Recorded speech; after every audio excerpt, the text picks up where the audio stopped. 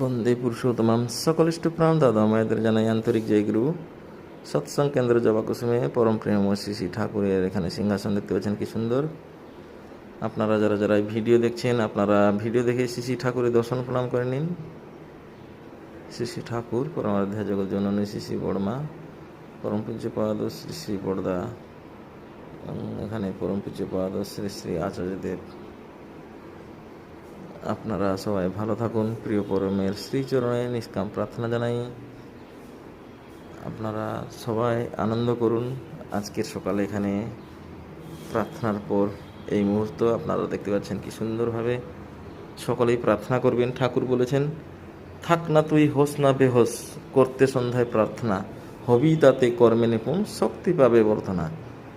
আর ঠাকুর বলেছেন, এখন শ্রী শ্রী আচার্যদেব পূজন অবিন্দাও বলছেন, প্রত্যেকটা জায়গায় যেন পাড়াতে পাড়াতে গিয়ে গুরু ভাইদের বাড়িতে প্রার্থনা হয়।